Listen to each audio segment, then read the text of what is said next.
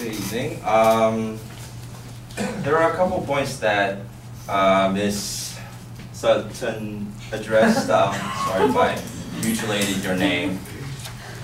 She said the government wastes money, and then she referenced to an article which gave the reason why as to there's more money spent because there's more scrutiny.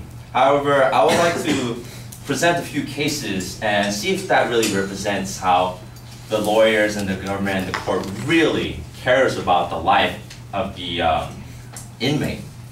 There's one case on American Civil Liberties Union by Stull Bryant, where he said, the quality of the defendant's counsel continues to have an oversized role even after a person has been sentenced to death. Among other reasons, many death sentences are set aside because a federal court finds the lawyer who represented the accused at his first trial in state court was so incompetent that the accused's constitutional right to effective counsel was violated.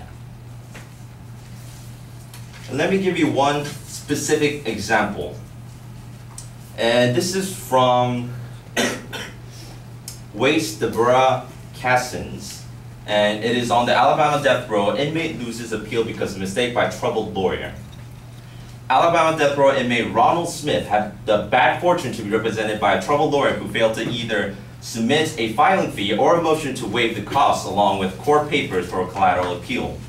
As a result of the error, Smith's documents were improperly filed by the deadline, according to the Atlanta-based 11th U.S. Circuit Court of Appeals. In December 28th opinion, the court barred Smith from pursuing a habeas appeal.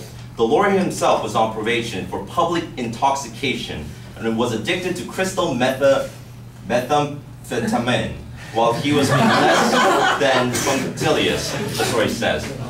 In the months that followed, the lawyer would be charged with drug possession, declare bankruptcy, and commit suicide.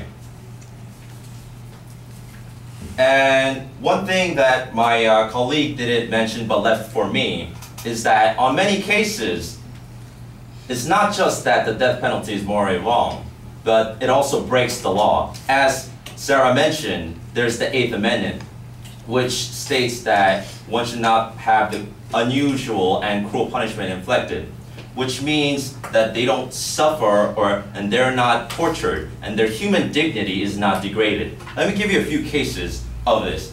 Jesse Joseph Tafaro, this is from Death Penalty Information Center. May 4th, 1990, Florida. Electrocution. During the execution, 6-inch flames erupted from Tafaro's head, and 3 joules of power were required to stop his breathing. State officials claim that the botched execution was caused by inadvertent human error. The inappropriate substitutions of a synthetic sponge for a natural sponge that has been used in previous executions. This was obviously that Mr. Tafaro suffered before he died, which is obviously breaking and violating the 8th Amendment. But what people don't consider is that even though these are accidents, this is still breaking the Bill of Rights 8th Amendment. And that proves as one of the evidence that the death penalty system is seriously flawed. And as to where Sarah mentioned that every state agreed to the 8th Amendment, there were many conditions. One of the most thing was for the death penalty condition was that it would only be for people who commit treason and went against the entire government. And then these many conditions grew over the years, and now there are only 33 states who actually use the death penalty, and then the other states have abolished it. And yeah, thank you.